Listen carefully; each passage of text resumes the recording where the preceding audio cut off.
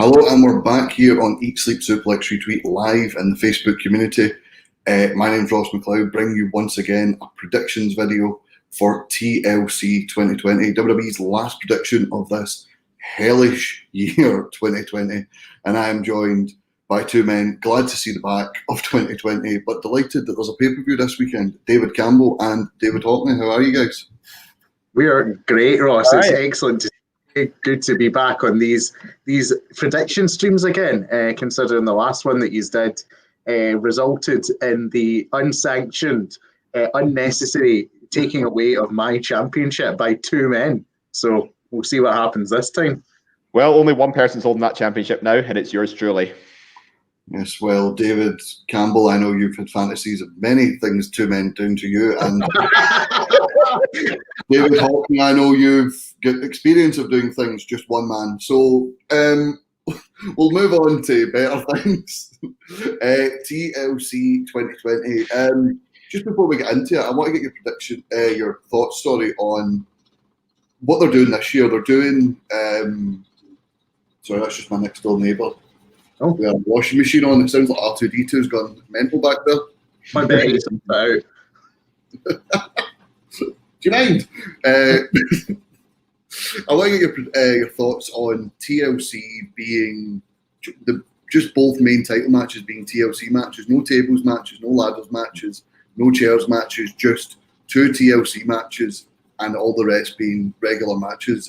David Campbell, I'll start with you.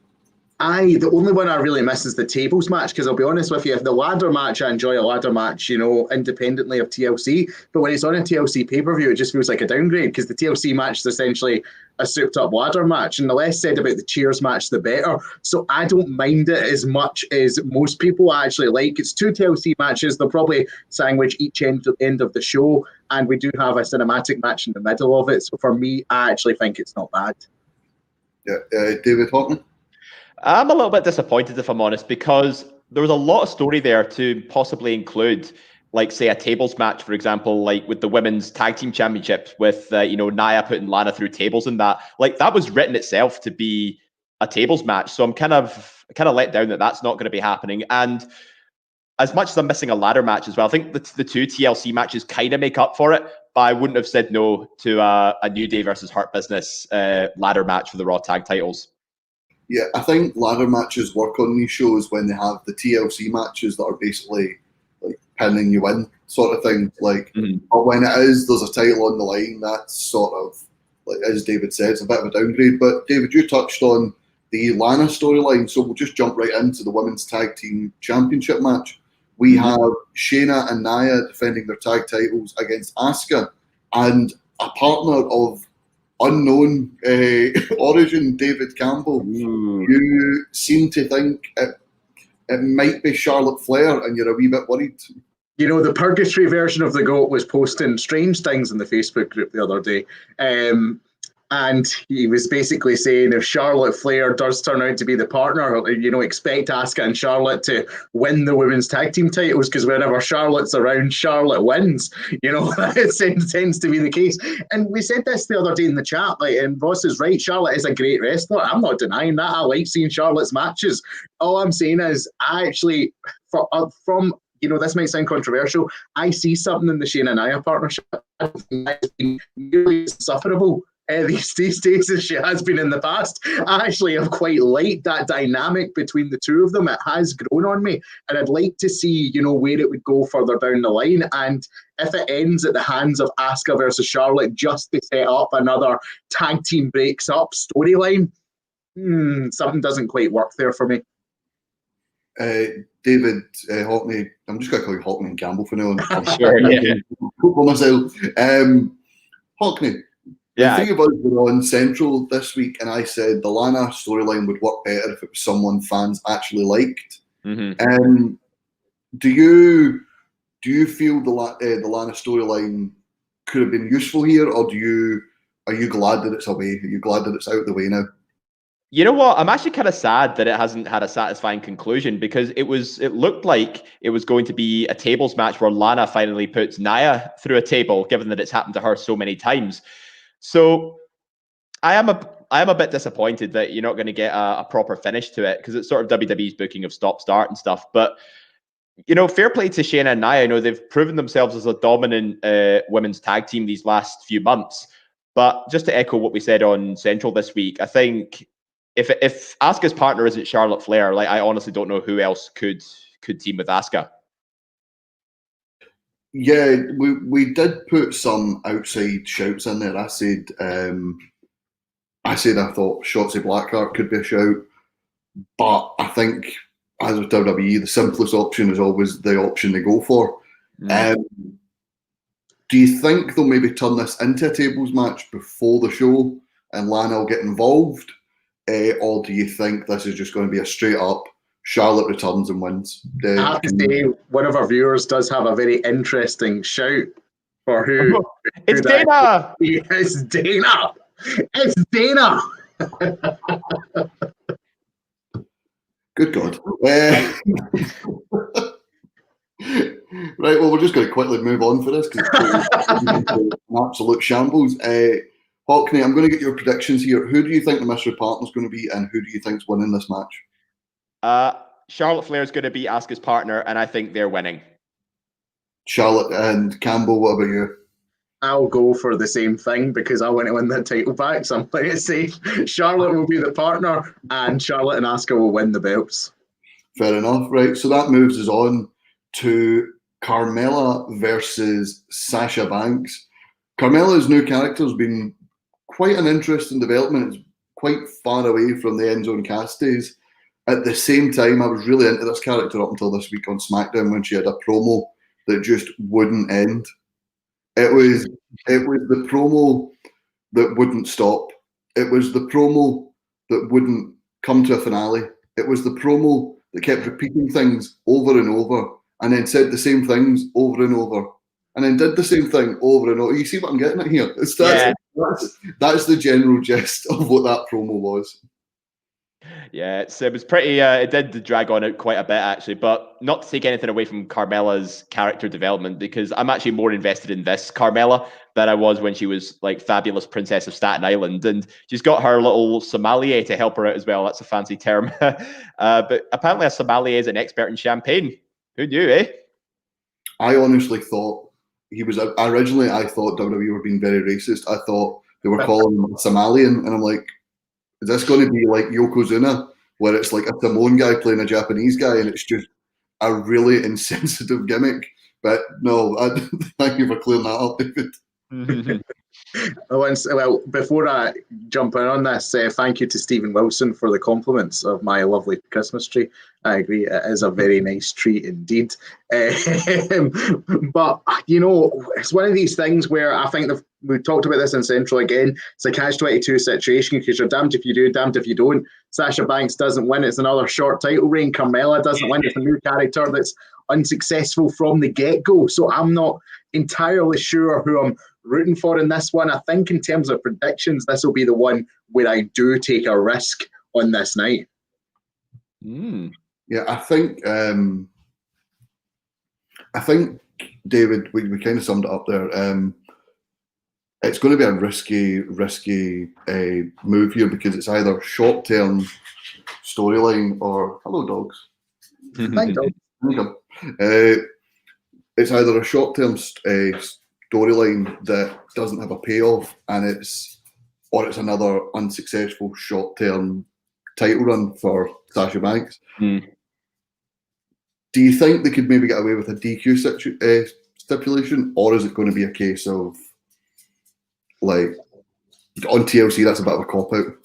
It is a cop out. What I actually think is going to happen is Carmella will win the title here, only for Sasha to get it back at the Rumble. I think it'll be a short title reign for Carmella, which wouldn't do either of them really any harm, especially if she gets the win tonight through very nefarious means. If the Somali or some other champagne expert gets involved, to help them out, we'll see what happens. But that's kind of how I think that story is going to progress. And David, do you think Sasha Bayley, we talked about this in Central, Sasha versus Bayley, is it still going to be the main event of WrestleMania for the SmackDown Women's title? I think that's the only way they can really go, because I mean, who else is standing atop the SmackDown women's division at the minute? Because because Charlotte Flair was first round draft pick for Raw, Becky Lynch is off with pregnancy, or she's had her kid now, but yeah, you get the idea. But there's no really any top contender besides maybe Bianca Belair. I think Sasha Bailey is probably the safe bet for WrestleMania, and I think Sasha, even though she's already lost by DQ to Carmella, that still gives Carmella some sort of credibility in terms of the win-loss record. So I think in this case, I think Sasha's going to turn it back around, and I think Sasha is going to win this one. Fair enough. And David, Campbell, do you think Carmella? Yes, the untouchable Carmella is going to get the job done at TLC. First one he's differ on. So for David, just taking this down. That'll be that. I think that may be the only one we differ on, unless Dave does something absurd like in these predictions. Daniel Campbell has an interesting take. Oh, for Christ's sake! No. Get that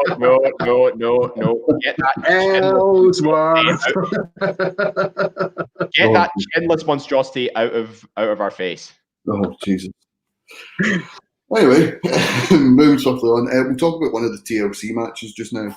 And we'll leave the other one to the main event. But Kevin Owens, Roman Reigns, I really, really, really enjoyed the Roman Reigns heel character. I think it has been everything we've wanted a heel Roman Reigns to be.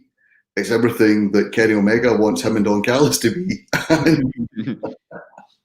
I think it's just been superb so far. And Kevin Owens, we saw his feud with Seth Rollins. He is absolutely the right person to go up against Roman Reigns at the minute, especially an end-of-year pay-per-view. I've never really been interested in end-of-year pay-per-view feuds. Yeah. But this one got me intrigued, especially the likes of Jey Uso getting involved when he's not been asked, thinking he's helping and then getting disciplined by Roman. I really, really like this Roman Reigns character. Hockney, we'll start with you. Thoughts on the match so far? You know what? I watched SmackDown this week, and I'm hooked on this feud. Like, Kevin Owens, I think, is portraying the best character he can as a face, because naturally he's a much better heel. And I wasn't sure how well he'd fit the sort of, cookie cut babyface character. But in this case, he actually does it very, very well. He's actually shown he's a fighting competitor. It doesn't matter how many times he gets beat down by Jey Uso and Roman, he still gets away back up. And that line he cut at the end of the show, it was like, I will take the Universal title from you or I will die trying. Like, that was me hooked. So, and I know Roman and Kevin have had, Universal title matches in the past, both at Roadblock End of the Line and at Royal Rumble before. So, I mean, it's not something new, essentially, but the dynamic has changed completely. And I think this is what adds to the intrigue. The tables, ladders, and chair stipulation, I think it was a no-brainer to have it, given they actually used all those weapons in the last couple of weeks. So yeah, I'm excited for this match. I think this is going to steal the show. Campbell, I think I know the answer here, but is there any chance that Kevin Owens wins this one? No, and I don't think it affects Kevin Owens whatsoever, because we all expect it going in. I think the hype around this match is due to the fact we know it's going to be a very good, entertaining match. Even though the outcome is to be expected, we still watch Titanic, even though we are very much aware the ship is going to crash and burn at the end in an iceberg. It does affect my enjoyment of it. Going back to something Dave said there, he said that he thinks Kevin Owens more effective, more natural as a heel. I've changed my mind on that very recently, because I think seeing Kevin Owens as the vicious heel, he doesn't really get a chance to show his full personality. And when he does go into the more comedy heel, sometimes it can leave him, in quite a bad position, middling in the card. I like Kevin Owens in this sort of pseudo CM Punk position, sort of in between face. He's a face that he's not afraid to say what he thinks. So I very much enjoy the position Kevin Owens is in right now. Maybe he has a chance if Ellsworth shows up, but Daniel Campbell seems to think you've got no chins in hell. Please stop talking about Ellsworth. It's been 2 years. I don't want to talk about him anymore. This time we can't dampen the mood here. Do you mind TLC 2016 where he got involved in the main event and everyone was... Don't. He was a good, plucky, little guy character, and then he got involved in the main event and everyone went off. Exactly. I agree with what you're saying, Campbell, about Kevin Owens being a really, really good face. He's sort of in that Austin mode, the CM Punk mode we mentioned. And I don't think it hurts him to lose, especially with how dominant Roman Reigns has been. I mean, Roman Reigns beat Drew McIntyre at Survivor Series cleanly. And that's the guy WWE been behind since January. So I don't think someone like Kevin Owens, who has felt the brunt of 50-50 booking this year, will suffer. Before we move on for this, I want to get your thoughts on something Dave Meltzer said after the draft was made. He said the original plan for TLC was Daniel Bryan and Roman Reigns because there's no one else on the show for Roman Reigns to go up against. And you're like, you look at that SmackDown roster, it is littered with people who could fight for the WWE the Universal title. Meltzer is a mug, and he's got even more of a mug in his older age. I won't mince words that I do not really pay any attention to what Dave Meltzer or Brian Alcatraz or whatever the fuck his name is. I think they're so far up their own arse, and their type of wrestling fandom is the type that I feel poisons it for the rest of us. So I'll say to that, Dave Meltzer can say what he wants. To quote Batman versus Superman, he can get me a bucket of piss and call it Granny's peach tea. I ain't drinking it. I really don't. Oh, I love that quote. Sweet Jesus. Anyway, moving swiftly on. A problem me and Jack had when we did the Raw report was the Street Profits versus Angel Garza and Andrade. It never seemed to end. It always seemed like the heels had the upper hand, and then they constantly lost, so it got to the point where you didn't care about the tag title match. Street Profits have moved to SmackDown. They've had a back and forth with Ziggler and Rude. They've had a back and forth with Nakamura and Cesaro. They've had more interaction on SmackDown, and they're like 2 months there than they had their entire time in Raw. It seems to be the Raw Tag Team titles' fault because the New Day versus the Hurt Business, two very good teams. The Hurt Business, a very interesting stable. New Day, a great tag team, but for Christ's sake, it just, much like this intro, it has went on and on and on and on and on. Just a New Day win, and a New Day win, and a New Day win, and a New Day win. And is this going to change at TLC, David Hockney? And if not, is this the Hurt Business last chance at the titles? I hope it does, actually, because firstly, Cedric and Shelton are my tag team in the ASSR draft for this season, so a win for them would give me some much-needed points. But in all seriousness, this feud's been a bit weird, because it's sort of gone back and forth. The New Day has had a successful defense against the Hurt Business before, but then they sort of keep one-upping each other with singles wins here and there, and then Cedric's going off on this very over-the-top celebration and stuff whenever he wins for them, much in the same way like Daniel Bryan started with the yes chants when he first started doing them, and then same with Bo Dallas as well when he ran laps around the ring. So I'm not really sure what to make of this. I think it's just been a bit of a cavalcade of cartoon daftness. That's the phrase I can best phrase I can use to describe it. The match itself, though, I think the match actually might over-deliver based on how the feud's gone so far. Like I could see this possibly being the opening match of the night, and I think it would actually start off the show hopefully fairly solidly because all four of them are solid workers. Yeah, David Campbell, I think as much as David's trying to spin it there for me, I'm just not interested. I'm not interested. This has been going on since New Day moved to Raw, and it just seems every time they come up short. Let's maybe try and spin it more for you, because there is an interesting wrinkle in this story with one Cedric Alexander. And I think if Cedric is the one to really dominate the New Day in the closing stages of this match and take the win for himself and go off celebrating as an individual, with the title in hand going up the ramp and Benjamin in the ring with his title, that furthers this dissension, this story within the Hurt Business. I think that would be very exciting, but you're correct, Ross. If tonight it's New Day versus Hurt Business and it's another decent match with not much to it and the New Day retain, I'll feel the same way you do. But I do think there is potential here for a good story to be told. Right, so I'm going to get your predictions. First, David Campbell, then David Hockney. Who do you think's winning? Who do you think's getting the pin? And who do you think's getting pinned? I think that the Hurt Business wins. Cedric will pin Kofi Kingston. Okay, David Hockney. Yeah, funny enough, I was going to say Cedric pins Woods, but you know what? I think actually it might do more cred if Kofi gets the pin, because obviously him being a former WWE champion. So yeah, I'm also going to say the Hurt Business wins and Cedric pins Kofi. You see what he's doing there, Campbell? He's blocking you out. He's coming all down to Sasha Carmella. So both have Cedric pinning Kofi. I don't know. I think I can see Cedric getting the pin, but I think it will be after Shelton does all the work and Cedric tags himself in. Yeah, that sounds very plausible. If Hurt Business are going to lose, I think that's also going to be the scenario. Shelton's on an absolute tear, throwing people about, and then Cedric tags himself in, goes for the flip and gets pinned, and Shelton just stands in the apron like... Yeah. So, David, you described this... Never forget. So, you talked about this feud, Hockney, being a bit weird.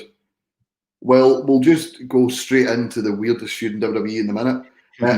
Bray Wyatt versus Randy Orton. I've been a bit apprehensive going into this feud because I don't know if I want to see more cinematic matches, but at the same time, had cinematic matches been a thing at WrestleMania 33 when these two fought for the WWE title, the whole maggots and snakes and ants in the ring and all that might have worked a bit better. So, Campbell, yet again, I'm on the fence with a Raw title match. A Raw match. Bring me over to your side. Convince me that this is going to be good, please. I think that they wouldn't have made it a cinematic match if there wasn't a good reason for it. And I think there is a good reason for it because you've got two of WWE's premium male superstars here. And I think that a loss for either of them would hurt them in this scenario. I believe this is designed so the Fiend can get the better of Randy Orton without having Randy Orton look weak. And I do also believe that this could be the re-emergence of Edge, because if Edge isn't completely fit to get back in the ring, he might be fit enough to interfere in a cinematic way where they can make it look convincing, where they can have a chair shot from behind, where they can have a cool shot of Edge emerging from the shadows, because it doesn't matter if he was to do it at TLC. There's no fans there anyway, so it doesn't make a difference, really, in terms of a reaction. I think that is why this has been turned into a cinematic match, and for those reasons, I will forgive them for it, and I will enjoy whatever they present to me. Hockney, Gary Kernahan's especially against cinematic matches. Yeah. However, if this cinematic match included the Ghost of Viscera, I'm sure he would on board. Never forget. What were your thoughts going into this? Have you been a bit trepidatious with the fact that they've not had a great feud going back to the WrestleMania 33 feud, or are you a bit more optimistic with the fact that it's a new character for Bray Wyatt, it's a new Randy Orton, Alexa Bliss is involved, you've got all that sort of thing? What are your thoughts? I think this is a bit of a cool down period for both guys, because the Fiend hasn't really got going again since like Payback when he lost the Universal title to Roman. And, Orton's been in this back and forth feud with Drew. He won the WWE title, but then only lost it a few weeks later. So I think they're both in very, very awkward positions at the minute. And I don't think either of them could afford a loss at this stage. But Goat's actually convinced me that, this could be a chance for Edge to get involved somehow, particularly if it's in a cinematic context. And we heard this week, that it's going to be a Firefly Inferno match. Not really sure what the rules are to win. I don't know if it's the same as like a swamp match where there basically was no rules.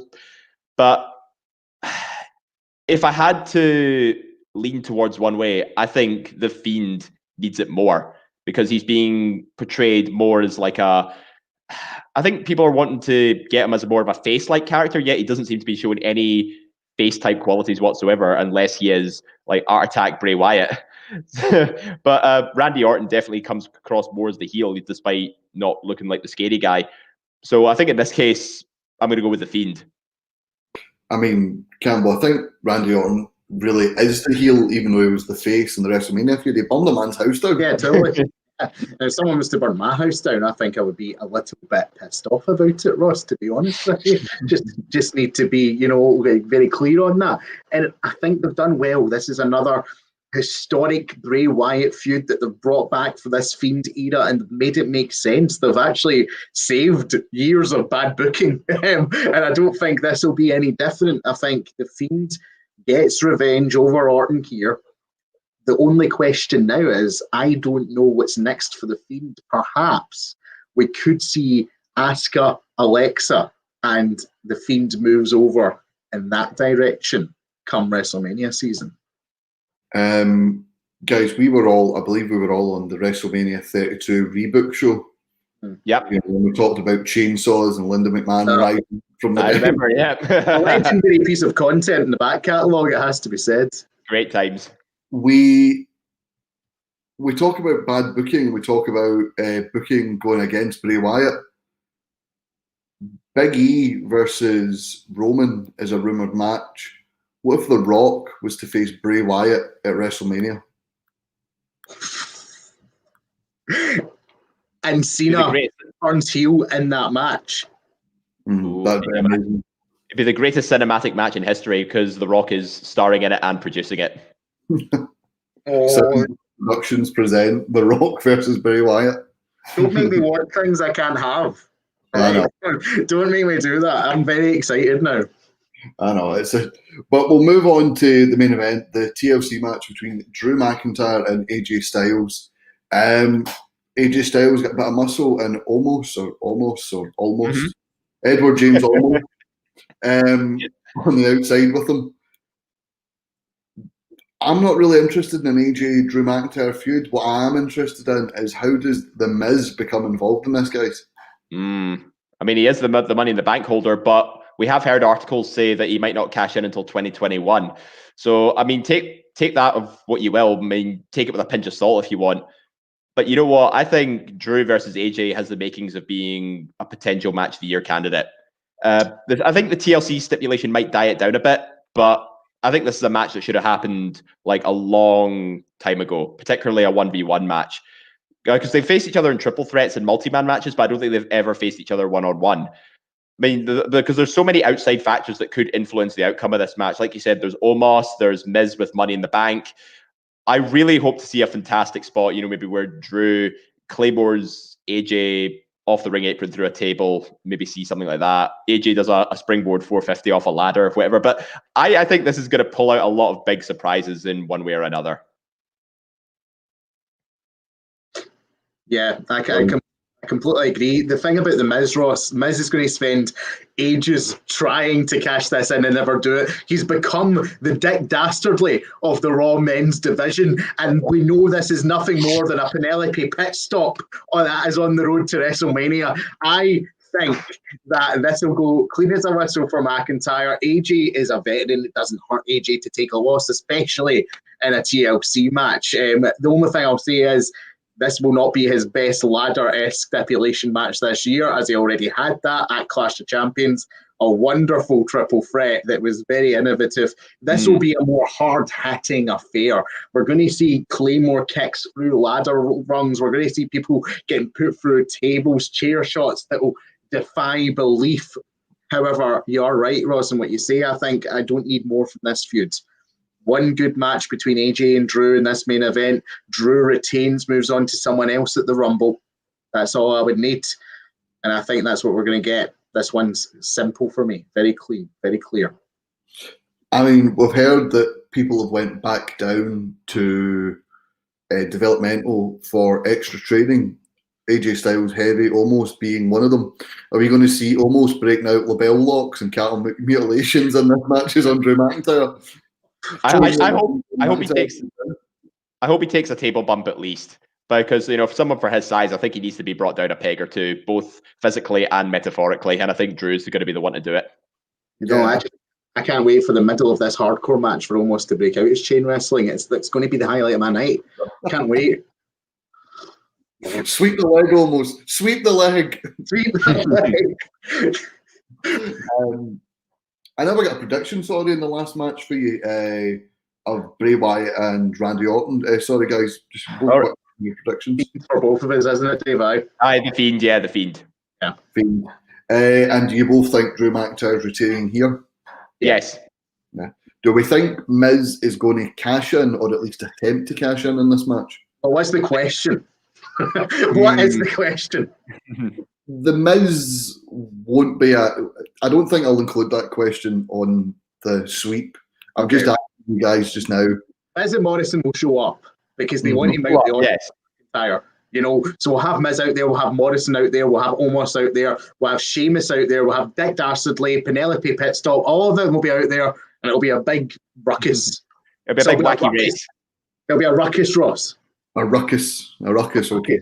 Well, I think as well, we do have Sheamus there. His intentions are a bit unknown at the minute. We think he's trying to buddy in with his pal only to turn on him and get a WWE title match. I think that'll probably be the Rumble match. However, I really don't know why they don't go with Miz tomorrow night, I should say.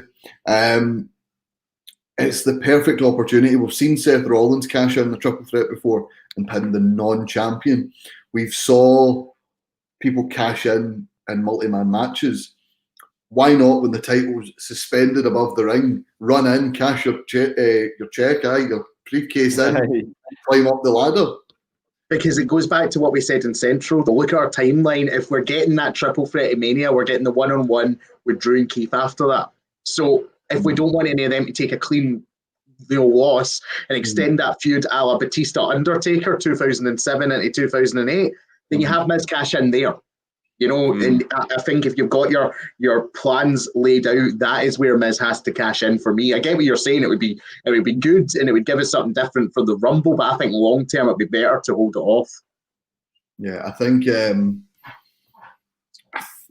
don't even know when he'll cash in. You know, we've talked about maybe Keith and Drew after WrestleMania. It might be Brock, Keith, and Drew at WrestleMania. Does he cash in before it and then just lose it 3 weeks later? Because that was sort of the thing of the Money in the Bank. Both guys, for very different reasons, it must be said, both RVD and Edge only held the WWE title for 3 weeks after I don't want that. I don't think they'll do it to Miz. I think if Miz is to get another WWE title run, by God, he has earned it. And I think the company will be grateful to him for it.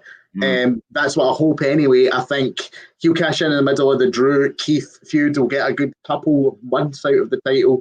I don't see it happening. I just can't see it happening at TLC. I've been wrong before, but I'm a 7-time champ, so not too often. I think, David, with restrictions around the world easing a little bit, and with the Saudi blood money, Miz is a company man. He's never refused to do Saudi shows. What do you think about him maybe cashing in at the Royal Rumble, being the champion for the Saudi shows, and then maybe a month before WrestleMania in Saudi Arabia, losing back to Drew, just to give the Saudi prince a title change? I'm not sure if they're going to go ahead with Saudi shows this year because, you know, air travel is probably still going to be restricted. But I think in a perfect world, it sounds ideal. But at the same time, I think you're still cutting the legs from under the Miz before he's had enough time to get a decent title run. And I personally don't think Miz should cash in until after WrestleMania. You know, get the Drew, Keith, Brock stuff out the way first, and then start a clean slate with the Miz. And, you know, that's when you can start to build up more guys such as Keith Lee and maybe give Miz a bit more exposure. Backlash. Sorry. You mentioned that Ross, Backlash is the time for one-on-one matches. Get Backlash some excitement, some Attitude Era shenanigans at the end of the night. Miz cashes in Money in the Bank. Tune in to Raw tomorrow to see what's happening. Vince McMahon will be there. Oh, it'll be fantastic. I can't wait. we're starting to get into fantasy booking, which is my downfall because I get hyped up for things I can't have. Bobby Lashley MVP is the one thing I predicted, and I had to shout about it for about 6 months to get it. I mean, you're talking to a guy who wrote a full article on Dean Ambrose still being in WWE, so I know what it's like when your fantasy booking doesn't come true, you know what I mean? I'll ask you one last thing before we move on and just finish up the show. Miz won the title, the briefcase from Otis in October. Have they specified, does that mean Miz keeps the title, the briefcase, until October? Does he have a year to cash it in? Or does he have until Otis's time ran out? The contract's a finite thing. So the contract runs from Money in the Bank to Money in the Bank. The contract doesn't change. The contract isn't amended unless you do a storyline where it's like the lawyer thing again, but then that leaves you with 2 men Money in the Bank holders, you know, when Money in the Bank rolls out again. So I think it would just complicate things to do that. Yeah. That's why I think Miz will cash in after Mania, but before Money in the Bank. Yeah, because Money in the Bank tends to be now the first show after WrestleMania. Yeah. You were mentioning Backlash, you know, but that's of days of yore. Aye. Well, that'll be interesting for, you know, Dave obviously co-hosts the Saturday Draft Live. That draft season, I think Miz goes first round. As soon as Mania hits, people are like, give me Miz, give me the Miz. I mean, I certainly wouldn't rule it out. No, I wouldn't rule it out either. So that's going to do us here for Eat, Sleep, Suplex, Retweet Live, our TLC preview show. Thank you very much for joining us. Don't forget to join us on Twitter, Instagram, Facebook, and YouTube at Suplex Retweet. A lot of good stuff coming up on the YouTube channel. We have Quiz Showdown 6, Merry Christmas, you filthy animals. Quiz Showdown 7, the Royal Rumble quiz. We have Book It. The final quarterfinal match, I believe, is going up on the 21st. Yes. And it's an absolute doozy. It says Stephen Wilson, our Lord and Saviour, going up against Grant McRobbie. They're booking Evolution 2. And if you thought all the other matches have been close calls, Ross, this one was almost impossible for me to make a decision on. It came down to the wire. It was incredible stuff from both guys. Check that out when it drops, along with Ross McLeod versus Jack Graham, David Hockney versus Ryan Gallagher, and Scott McLeod versus Stephen Strachan. We also have the usual 365 title shenanigans on there. Eat, Sleep, Suplex, Retweet community. If you want to get involved in the conversation, have a natter with us. Even if you just want to ask some wrestling questions and start a discussion there. Bit of friendly banter, bit of discussion. No arseholes. We guarantee it. Except friendly banter is the key thing, Ross. Do you, just to, you know, as the host of Wicked, do you guys have anything to say to each other in advance of that match? Anything we could put in a pre-match promo? No, it's David's birthday tomorrow, so happy birthday, David. I will wish you all the best until Book It, at which point I will crush. You know what? I'll accept that, Ross. I appreciate the well wishes, and I'll save it. I'll save the trash talk for the new year. Yes. You know, Dave's the best trash talker in the town, so. Calm down, Jamal. Don't break out the 9. And of course, Eat, Sleep, Suplex, Retweet on Spotify, Android, iTunes, and all good Android podcasting sites, and Anchor. Good God, getting mixed up there. We are far too many places. We are far too easy. At least that's has been given. So thank you for joining us, guys. Hope you enjoyed it. David, happy birthday when it comes. David Campbell, thank you for joining us. No worries. I'm happy to do this anytime. I've really much enjoyed being the Streamlab operating room here. It's been great. Very entertaining. This has been Thunderdome. Goodbye.